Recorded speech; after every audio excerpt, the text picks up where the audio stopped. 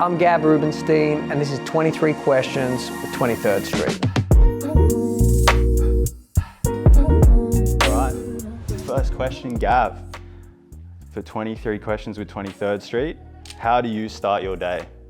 With an alarm clock, lights on in the room, shower, bit of positive self-talk, and it's to the gym straight away for me. When did you start implementing that positive energy first thing? The positive self-talk, I would say, is recent, probably last couple of years. Back to the start, why real estate? I think, to be fair, there was no other option for me. Like, I finished school, hated studying. Like, I was not going to university. That just was not a road I was going to take. I liked the idea of an uncapped income without having to do that. And throughout the course of my school years, I actually finished high school certificate, but multiple times wanted to drop out and quit, probably stayed in just to appease my parents. People had told me that I should look at and consider real estate. And so, you know, I finished school, moved to London, ran some nightclubs, had a ball for a couple of years, and worked out pretty quickly that, you know, that was not the future I wanted for myself. Hopped into real estate, and pretty early on, the deeper down the rabbit hole I got with it, the more I, as woo-woo as this sounds, discovered that this path was for me, and I enjoyed it, and I was good at it. And the reality was I just wasn't good at much else. And so when I identified that, I just went all in. If not real estate, Yeah. with everything you know, maybe your skill sets, what would you be doing, do you think? Oh, if I wasn't in real estate?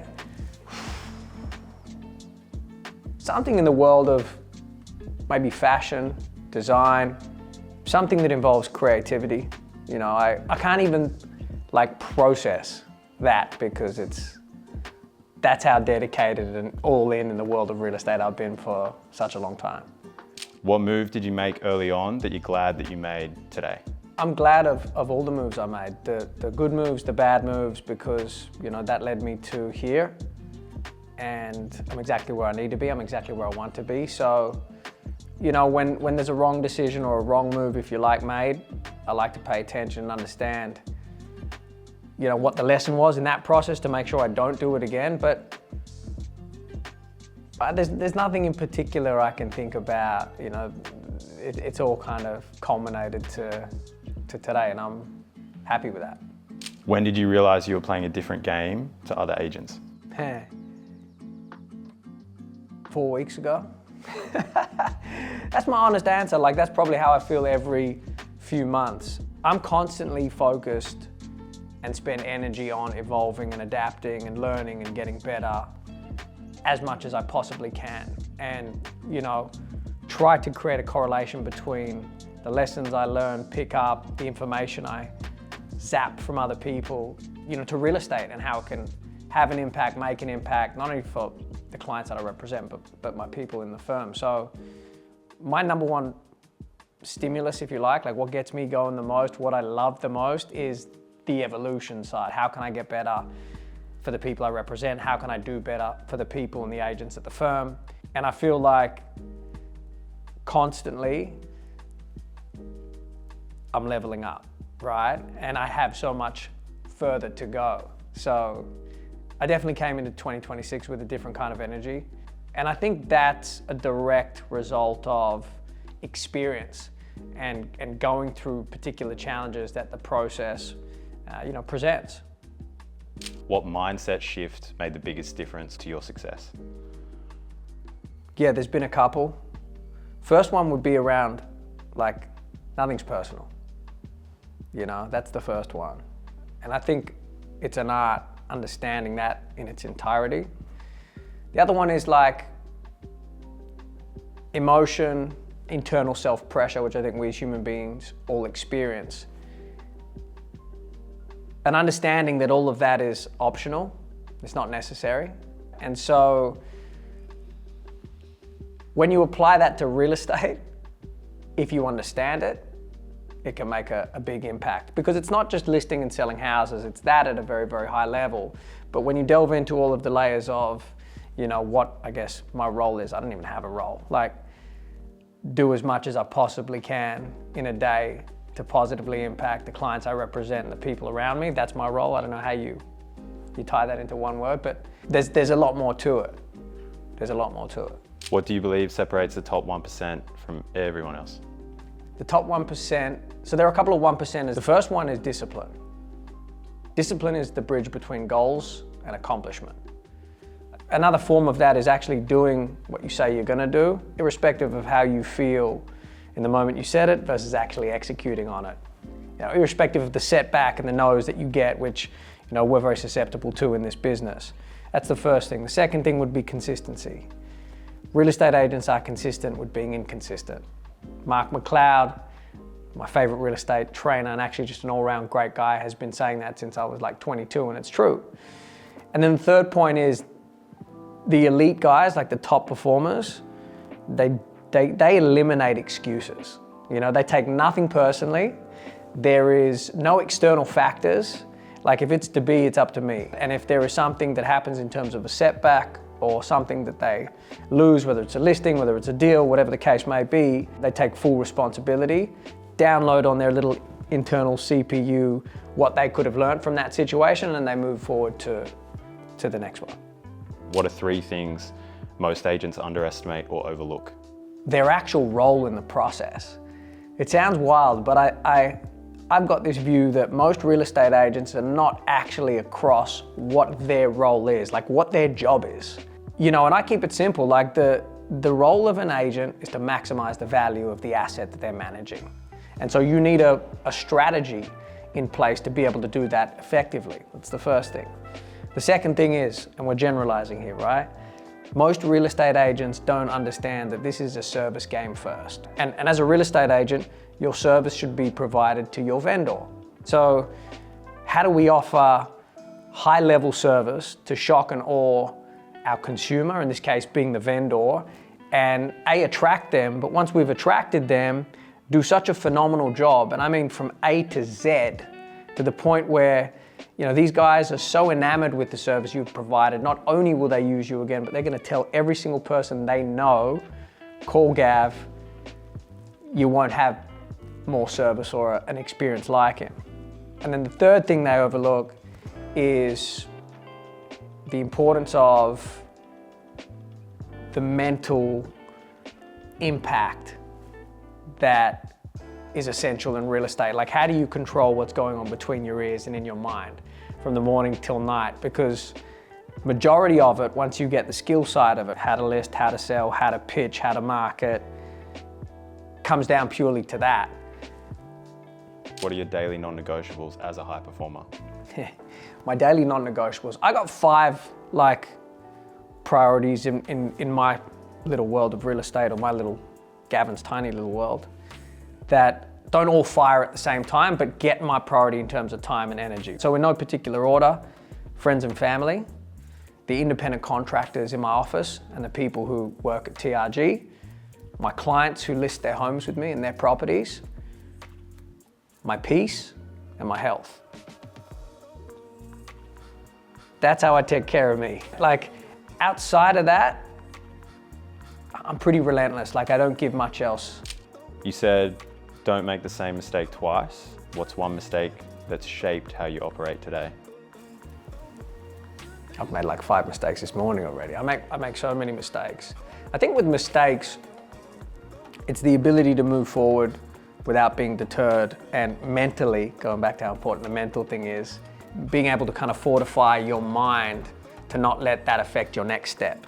So for example, if I have a listing that I miss, a lot of agents will let that mentally affect them. And so the next listing they pitch in, they're bringing that garbage to the next listing with them, and that's going to affect their next listing. And so I guess it's having the ability to, which I developed now, 5 years ago, to understand that losing is just as important as winning in the process. How do you protect your energy in an industry that constantly demands it? It's hard. I think it's the hardest. I think it's the hardest bit. The simplest way to protect my energy is, and it's ever evolving, like I'm always trying to get better and have always focused on it. I just like to focus on doing what I like to do and cut what I don't like to do.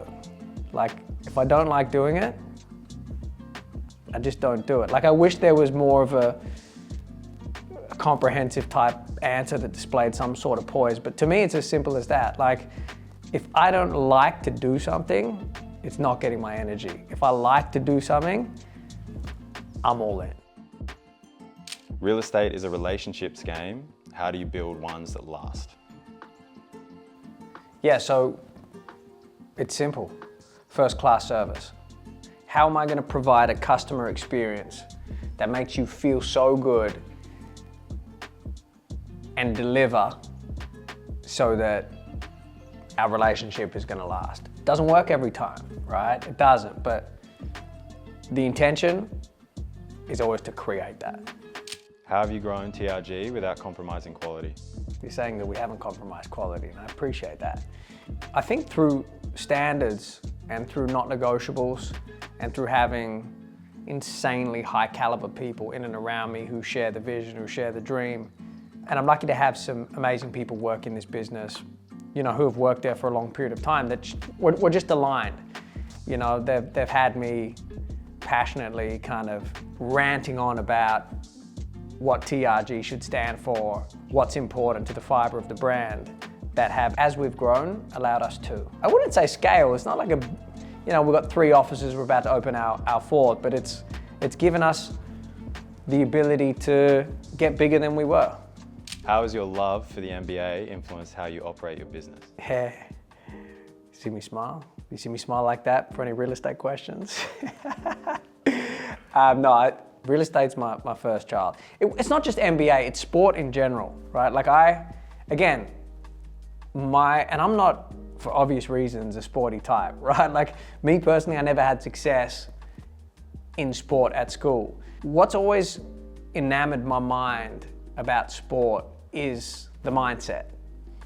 And so when I talk about a big part of real estate at a particular level being mental, how do we work on that muscle, which is the mind? How do we stretch it? How do we test it? How do we make it react better? And I think whether it's NBA or any sport, you can find correlations that can give you an advantage whereby you can adapt that and have some progression from it. I remember, and I'm not a big tennis guy, but recently watching the final between, the Joker and Carlos, and watching the Joker play, even though he lost, was a big lesson for me. Like, you can see this guy's level of composure when he misses a point. He just remains level no matter what. He just remains center. And I think that's been one of because I've watched a couple of interviews with him since, one of the biggest advantages he has had in his career, right?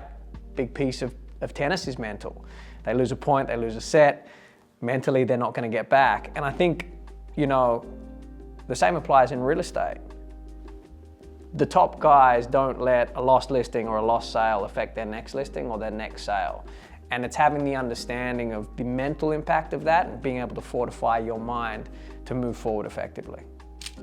How has a strong digital presence changed how you do business?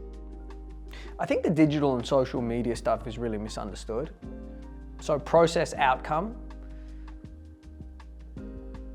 there's this misconception or theory that a lot of people, whether it be young people, old people, people new getting into any industry, are focused on the outcome, which is the digital stuff. For example, a young person may see me put up a video or a post on social and then interpret that on the basis of that's how I'm going to build a successful real estate business, therefore I'm going to put up a picture, why aren't I selling multi-million-dollar homes?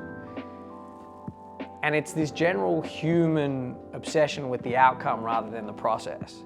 So the process behind all of that is, I was a telephone terrorist for 3 years, sitting in a room on my own, calling the white or yellow pages at the time, whatever it was, trying to get leads, trying to get in the door, knowing nothing about real estate, right? And once I built and got cut through, offered value to the marketplace, got some product knowledge around what it was that I was doing, and created somewhat a foundation, then I focused on the digital. I love the process. And when you love the process, the outcome becomes the byproduct. And I think the misconception is how do we do digital? How do we do social? And I think it's important. And I think it's an integral piece of, you know, a real estate practitioner's practice. But I think it's one of many. What has been key to becoming one of the most recognized names in the industry? Client first. You know, the misconception is like digital social, TV show. All of the veneer stuff that really doesn't mean anything. That's the cherry on top. The people who know me, the people who have worked with me, the people who understand the game I play is always client first. Client service, it's client result. Do I have and can I deliver what you want in a way that makes you feel great about it when we get to the end of it? That is, for me, and has always been, my priority. Who has been your biggest mentor or influence in your career? I've had so many. I've got new ones every week, people who don't know me.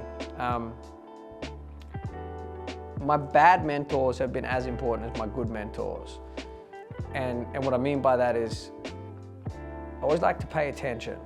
If you pay close enough attention consciously and you really focus, you can identify certain patterns. And I think I've been exposed to a lot of guys and girls for that matter, whether it be people I know or don't know, who have done things in a particular way, you know, that have not worked. And I've learned a lot from that. I've been burnt by a lot of people. I've learned a lot from that. At the same time, I've had so many people do right by me. I've learned so much from that. I'm so lucky to represent some amazingly successful clients and vendors who I've learned so much from. So I couldn't chunk it down, but the world is like my library, and I'm trying to go through the archives every single day to take the good and the bad lessons that I can apply just to be able to be better for my clients I represent and the people, you know, I surround myself with. What's something many people don't know about you? I don't know what people think. I don't think many people give a shit. I mean, that's the other thing, right? Like, there's power in understanding, like, most people don't really care. And I think too many agents are so hypersensitive about, like, what are they gonna think about that? How are they gonna, no one cares, man. Like, for me, my circle is very, very small. I try to be as good as I can in that regard. And I just know what I want, right? So like I am and have always been very clear of what I want. So therefore, like, my actions, my intentions have always mapped to that, because I don't like to waste time. What's the craziest thing you've done to close a deal? The craziest thing I've done to close a deal. One of the first biggest deals I did was a property called 40 Vaucluse Road. The owner was Alexandra Martin. Her husband, Lloyd Martin, who I never actually met, was the general manager for the Opera House for like 20 years. He was like an amazing man. She was an amazing woman. And I first connected with her in a cold call in that little room I told you about. And I just genuinely enjoyed talking to her and giving her value. And so we would talk mainly about real estate, you know, what was happening in the market, but then ended up over time getting a little personal and understanding each other more. And I remember her saying, or talking about this particular place in Italy that she kind of went to school at. And just by chance, the following year, I was in Italy. This is when I was much younger, starting out. And I remember just saying to my girlfriend at the time, I'll be 2 minutes, ran to the post office, got a little card. Hey Sandy, like, I see why you love this place so much. Look forward to catching up when I come back. I mean, part of that was being a salesman and doing what most people don't, but then the other part was I developed a rapport and a relationship with her which I genuinely enjoyed. Like, going back, I don't do anything I don't like doing. Anyway, she was probably my first big break. She gave me her house to sell, which at the time I was 22, ended up being 9 million. I met a buyer at that property because I was doing so many calls to that neighborhood, and ended up taking them through a house off market, sold that for 9.55 million. And then that buyer had a house to sell, which I sold for 8.5 million.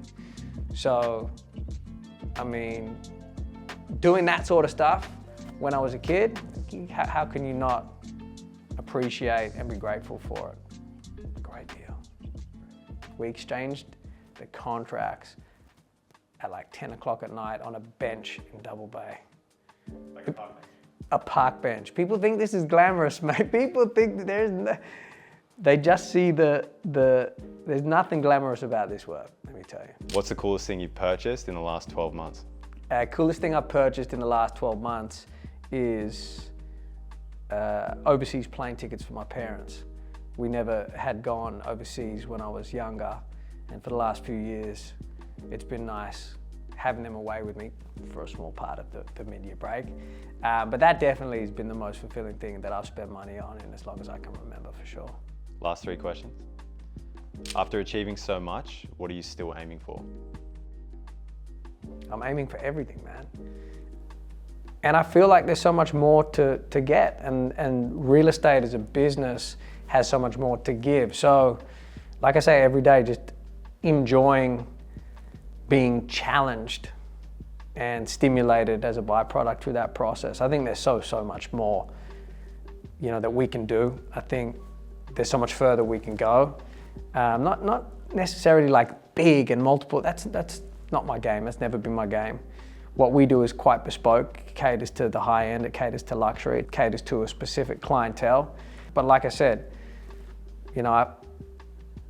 I learned more in the last month than 17 years of being in the business. So how could I stop if that's what I'm experiencing?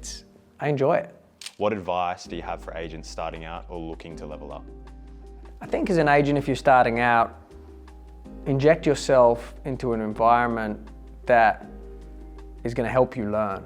Like high tide raises all boats. So even by osmosis, you want to be surrounded by people who do what you want to do in the future. Success leaves clues.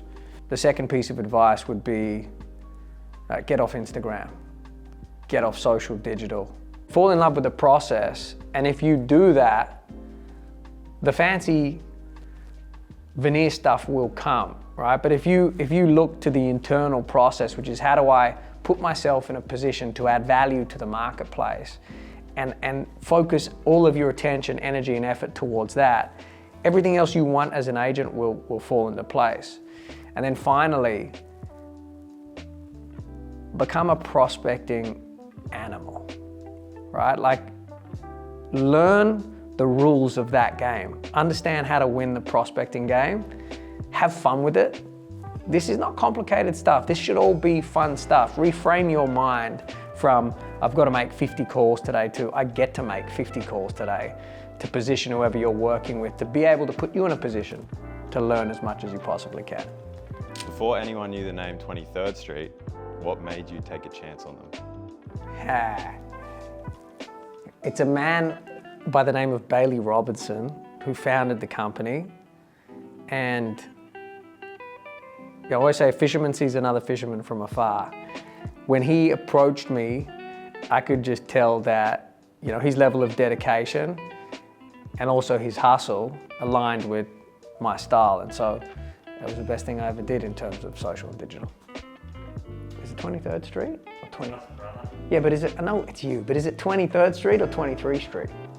23rd Street. 23rd Street. 23 is a lucky number. 23 is the number.